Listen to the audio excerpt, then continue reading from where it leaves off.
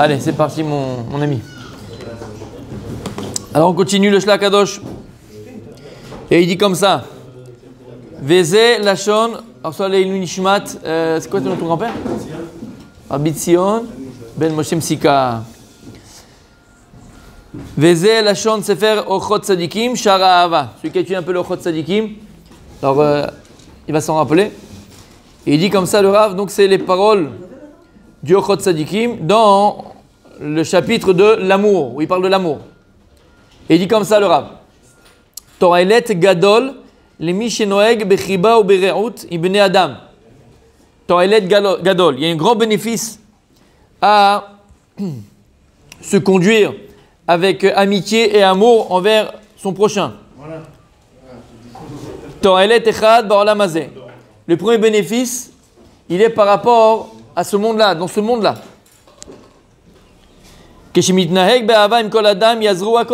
Parce qu'en vérité, lorsque toi, tu vas être sympathique, gentil, aimable, aimant avec les autres, alors, même si quand tu le fais, tu ne penses pas, il ne faut pas penser au retour, malgré tout, puisque toi, tu es aimant, gentil, tu es donc apprécié, comme on l'a vu hier, tu vas être apprécié des gens, alors que lorsque tu auras un problème ou sans problème, entre guillemets, les gens viendront t'aider automatiquement.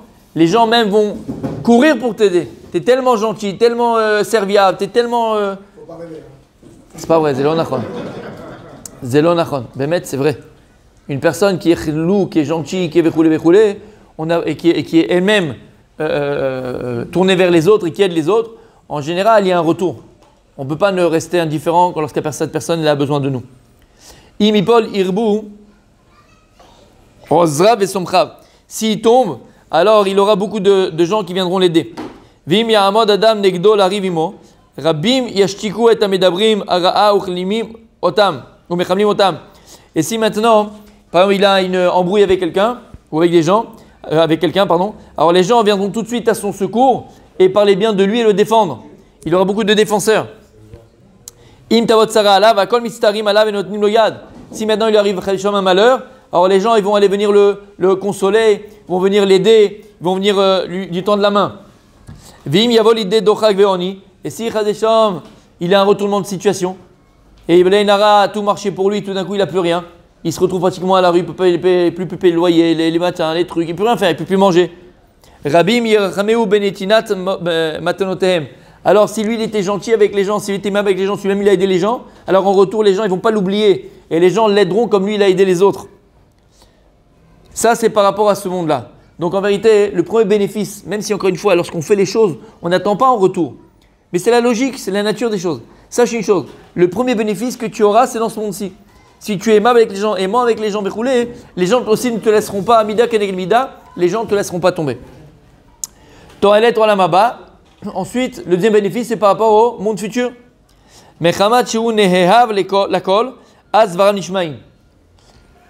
Quelqu'un qui est aimé par les autres, alors très souvent ses paroles sont écoutées. Regardez Rabbi Michael. On t'aime. Quand tu parles, on écoute. Quand tu parles, on écoute. Parce que tu es aimant. Parce que tu es chlou, tu es hnin. Alors quand tu parles, on écoute tes paroles. Parce qu'on sait que ça vient du cœur. On sait que c'est vrai. Oui, monsieur. Oui, monsieur. Donc quelqu'un, Bémet, donc quelqu'un qui est aimant, quelqu'un qui est gentil, quelqu'un qui est hlou, qui est hanin, comme on dit, alors cette personne-là, on écoute ses paroles, on l'écoute parce qu'on sait très bien qu'il ne va pas dire de bêtises, on sait qu'il parle avec le cœur. Baruch Hashem, je te donne un exemple, mais il faut toujours un exemple. Il y a toujours la carotte qui fait avancer les autres. C'est toi sur ça. T'es la carotte. T'es la carotte. Après tous les canards.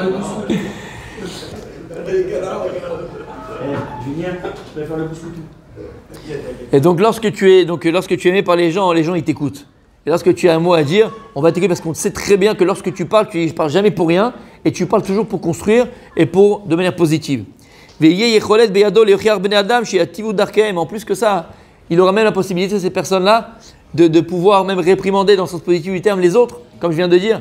Parce que lorsque tu vas faire une remarque à quelqu'un, par rapport à cette fille, comment il est, mais par rapport, il parle trop à la synagogue, par rapport à cela, ben il le prendra bien le type. Il ne va pas s'énerver contre toi. Pourquoi? Parce qu'il voit que tu es aimant. Il voit que tu es constructif. Vegam, mitoch ava yamod beshalom mimakol. Et la plus grande ma'ala qu'on peut avoir et trouver dans ce monde-là, Bémettre, c'est être en paix avec tout le monde dans ce monde-là. Et puisque cette personne-là, elle est remplie d'amour, et cet amour il déborde, et tellement qu'il déborde, il le donne, il le donne aux autres, alors il sera Beshalom im hakol, il sera en paix avec tout le monde. Il n'y aura pas d'embrouille. Ou mitoch ahava ou shaket deshalev ou panou ililmod velasot masim tovim. Et comme donc il sera donc rempli d'amour pour les autres, alors cet amour-là, il fera qu'il n'aura pas d'ennemis. Donc il sera tranquille, il sera dans une tranquillité qui lui permettra donc d'étudier et d'accomplir des mitzvot, d'être dans la construction. Parce que les amis, on parlait des pollueurs, mais parlons des polluants aussi. Combien on peut se polluer nous-mêmes notre existence.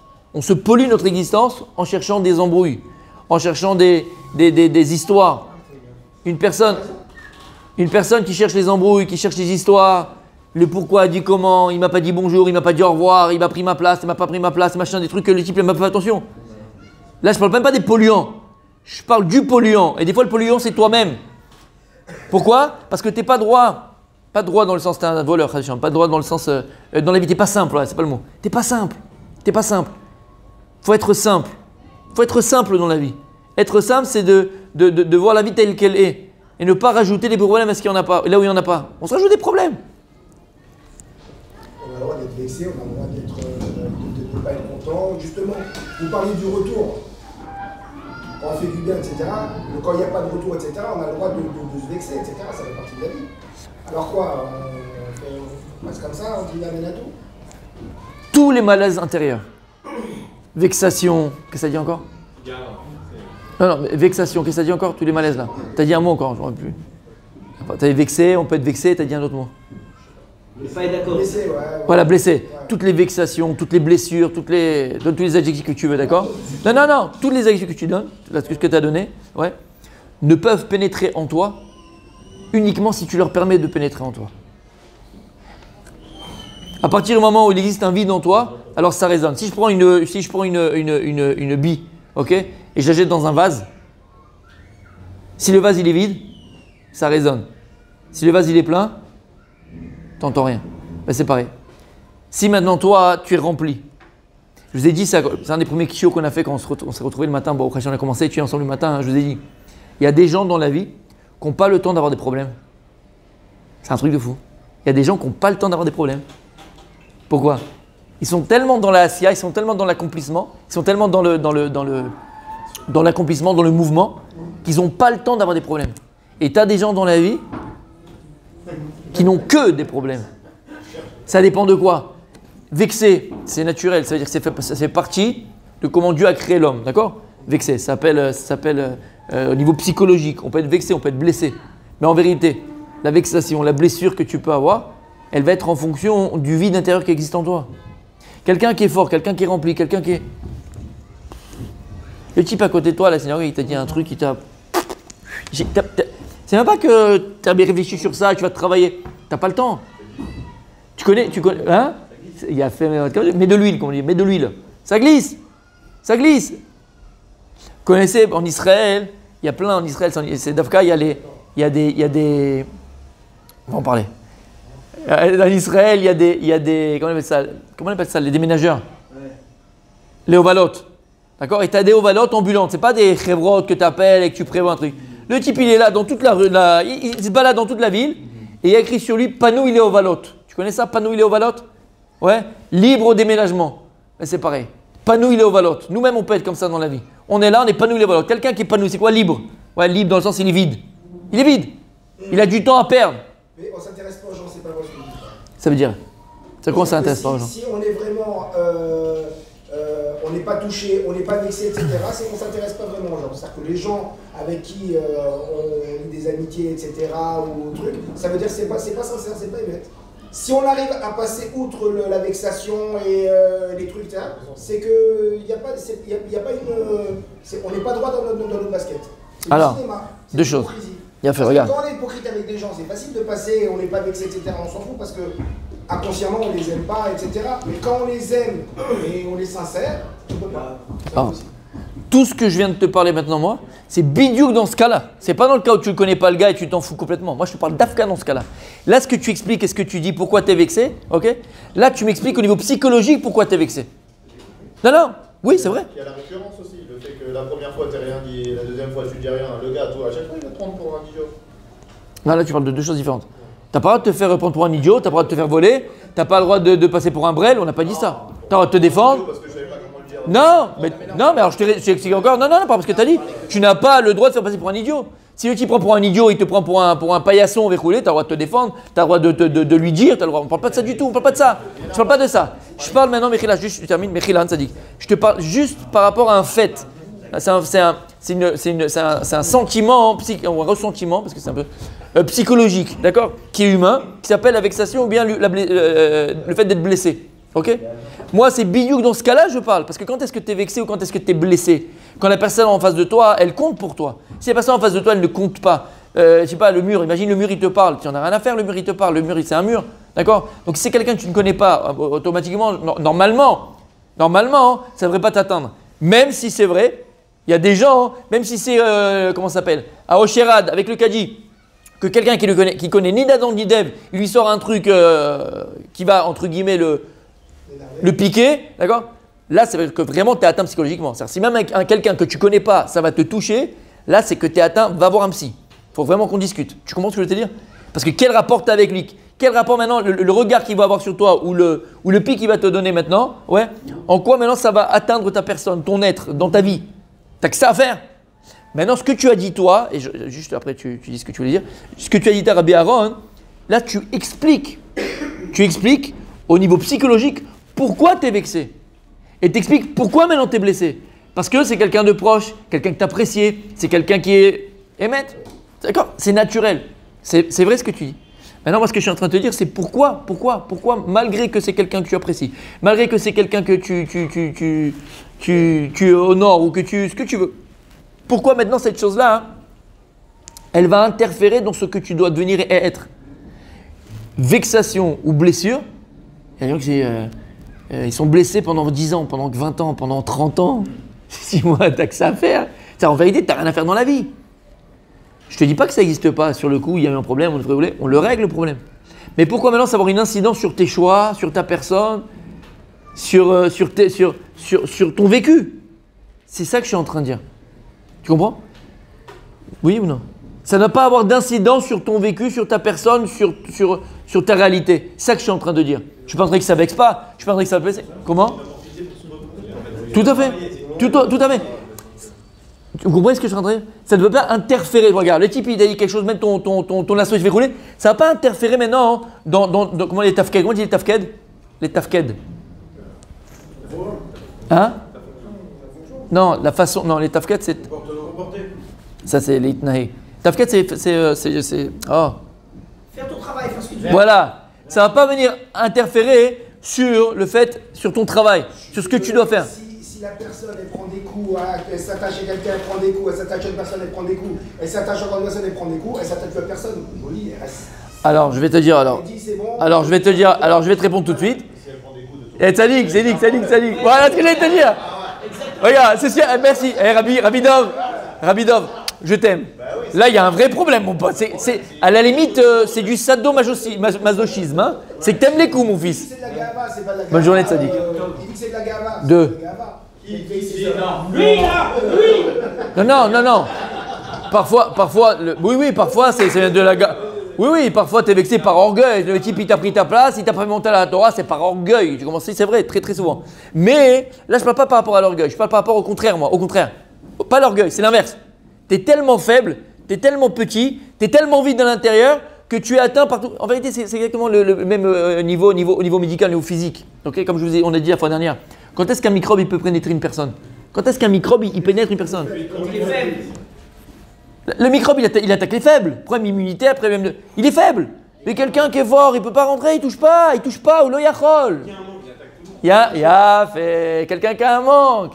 Oui, il essaye, mais il peut pas, ou lo yachol. Mais la vérité c'est ça. Tu as des microbes autour de toi, il y en aura des rkik et des bleeds, d'accord? Il y en aura des microbes. Maintenant, la pénétration du microbe, elle va dépendre de ta force à toi, Tzadik. Tu comprends ce que je suis en train de dire? La pénétration.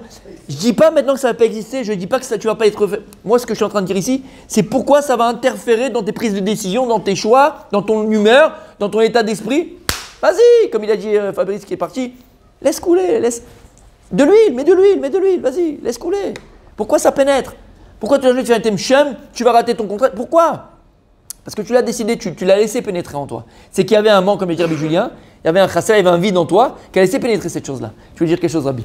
Non, c'était pas pour ça, mais tout à l'heure vous avez dit que justement le vide, c'est que si on est occupé, on voit pas les problèmes. T'as pas le temps. Non, mais est-ce que c'est que ces problèmes-là, ces zones de vexation? Non, tous les problèmes de la vie. Mais c'est là où je trouve que c'est dangereux. Bah, si on parlait de l'associé, bon, je sais pas, par exemple l'associé, on peut déceler le fait qu'il peut voler dans la caisse ou sa façon de se comporter. Ou un enfant par exemple qui serait. C'est pas ça que j'ai dit. Non, justement, mais c'est pas sur ça que j'ai compris. Ouais. C'est juste que les personnes qui ne touchent pas vraiment. Voilà. Les problèmes de la vie qui n'existent pas. Après, toi, tu travailles, tu dois vérifier les comptes, tu dois vérifier ton machin, ça, c'est pas un problème, ça, c'est le travail. Non, mais parce qu'il y a des gens qui ne peuvent pas voir, par exemple, je sais pas, dans l'éducation des enfants. L'autruche. Voilà. Je parle pas d'autruche. Je parle pas de ça. Non, là, alors je répète. Ils sont tellement occupés qu'ils ne voient pas. Non. Pas dans cette occupation qui est au contraire, comment on appelle ça, égoïste. Ça, c'est égoïste. Pas s'occuper des autres, c'est de l'égoïsme. Je suis pas en train de dire ça. Je te parle que tu es tellement dans la SIA. Toi, tu es quelqu'un qui construit. Toi, tu es quelqu'un qui fait, quelqu'un qui s'occupe. Tu es tellement dans la SIA que tu n'as pas le temps pour des bêtises. Voilà ce que ça veut dire. Tu n'as pas le temps de t'arrêter pour ces choses-là. Tu es là, toi. Lui, il est là. Tu commences pas. C'est pas de l'orgueil. Là, c'est pas de l'orgueil. D'accord? Je suis pas dans la SIA, dans l'accomplissement. Toi, tu es là. Tu n'as pas le temps de. Regarde, un patron PDG de je sais pas quelle grande entreprise américaine qui est cotée à la bourse d'1 milliard de dollars. Ok? Tu crois qu'il est là en train de se disputer pour. Il a des employés. Non, les employés, tu sais, le matin, il vient, et il dit, tu m'as piqué mes stylos, rends-moi mon stylo rouge. Mais il se dispute pour ça, c'est qu'il a le temps, lui. Il fait des milliards, il n'a pas le temps du stylo rouge ou du stylo vert. C'est pas un fonctionnaire. Vous voyez ce que je suis en train de vous dire? Vous comprenez ce que je veux dire? C'est pas un fonctionnaire. Le gars, il est là-haut, il n'est pas là, il n'a pas le temps, quoi. C'est ça, dans ces problèmes-là, je suis en train de parler. C'est un patron. Et on termine comme ça, il dit. C'est une mentalité. Oui, mais attends, Ravi, c'est pour ça que c'est un patron, parce qu'il a cette mentalité-là. Oui, d'ailleurs, il faut avoir la mentalité d'un patron. Tu comprends? Il ne s'arrête pas sur les bêtises. D'ailleurs, c'est souvent dans les grosses boîtes qu'on voit les meilleurs arrangements dans un licenciement. Pourquoi? Parce qu'ils ne veulent pas avoir une mauvaise presse et donc ils mettent l'orgueil de côté. Exactement, vas-y, fais. Tu penses que tu as gagné. Et plus que ça, il n'a pas le temps, de s'arrêter avec ça. Il n'a pas le temps. De toute façon, il va en gagner 300 milliards. Pour il en donne 1 million, prends le million, j'ai pas le temps. Et nous, sur un shekel, des fois, on fait la mort. On dort pas la nuit. Un shekel, il m'a pas rendu. Qu'est-ce que ça va? On dit sur Eyov, c'était quoi la grandeur de Eyov? Pourquoi Eyov, il était grand? Pourquoi Eyov, il était grand? Il a réussi à passer le Nisayon qu'il a eu. C'était quoi la grandeur de Eyov? Celui qui a tous les malheurs du monde. C'était le premier Apple du monde. Job. C'est le premier Apple. Job. Il a rien inventé, le petit. Oui, mais il est mort. Bah lui aussi il est mort. Hein. C'était quoi la mida de Eyov? Comme Ishamael. Non. La Gemara elle dit. Ça c'est une mida qu'il faut arriver à définir. Vraiment parce qu'on se trompe souvent, mais c'est quoi la mida de Eyov? Il était Vatran Bemamono. Vatran Bemamono. C'est quoi Vatran Bemamono? En français, c'est difficile de traduire quelque chose de fort. Comment on dit Vatran? Vatran, l'affaire, c'est pas Macbid. Il ne tient pas rigueur. Non. Ça veut dire, voilà. C'est-à-dire que maintenant, si, je sais pas, il a été acheté un truc, ça fait 99 shekels, il donne 100 shekels, il dit, tu peux garder la monnaie. Vatran Bemamono, c'est pas grave. C'est pas qu'il est dépensier ou il réfléchissait pas. Vatran Bemamono, c'est une mida tova. De pas être pixou. Tu fais attention parce que tu le fais exprès. Tu vas train de mamono. C'est-à-dire que tu as donné à la synagogue, je sais pas, tu as dit, bon, c'est bien de donner, tu as donné 52 shekels, tu n'avais pas la monnaie, tu as donné, tu avais, je sais pas, 60 shekels, tu vas train de mamono. Quelqu'un, c'est une bonne mida. C'est Ben Adam la Chavero, c'est une mida que la personne, elle sait laisser, elle laisse couler. C'est-à-dire, elle n'est pas makpida. Tu vois, c'est ça l'inverse. L'inverse de Vatran, c'est quelqu'un qui makpide. Ouais, il est Zorem, exactement. Il est Zorem. Et l'inverse d'être Zorem, c'est quoi? Makpid. C'est quoi quelqu'un qui est Makpid? Quelqu'un qui tient rigueur sur tout. Le 1/2 shekel, sur ma place, sur mes tefilines, sur mon talit, sur mon sido. Waouh, le gars, il n'a pas de vie et il se crée des problèmes. Juste les amis, avec votre permission, on termine, comme ça demain on passe à l'autre chose. Et il dit comme ça. Vega mitoch ha'ava yamod beshalom imakol. Ou mitoch ha'ava ou shaked et shalev. On a dit, donc ça on a dit. Vega mitoch ha'ava yazru veyasu melarto veyaginu ba'ado veimtsa arvacha yetera lavod aborit barach avodah shlema. Il dit comme lui c'est quelqu'un qui aime les autres, alors ils vont l'aider dans son travail. Et ils vont même venir le protéger, le défendre comme on a dit. Et il va trouver beaucoup de bénéfices. Et il pourra donc grâce à ça donner plus à servir le Créateur, à servir Akadosh Baruch Hu. Il termine. Et là, comme c'est quelqu'un qui aime tout le monde et qui est aimant, alors il va toujours trouver grâce aux yeux de tout le monde. Et et tout ce qu'il fera, tous ses actions, tout ce qu'il fera comme action, alors elle sera bien perçue et bien reçue par les autres. Et en plus de cela, et ça c'est le plus grand, le plus beau, il deviendra même un exemple pour les autres. Et les gens voudront lui ressembler. Ah, ce type-là, qu'est-ce qu'il est bien, qu'est-ce qu'il est dans l'accomplissement, qu'est-ce qu'il est dans le positif, qu'est-ce qu'il est. Et les gens, lui-même, ça sera un exemple pour les autres. C'est ce qu'est le vie, Bezrat Hashem.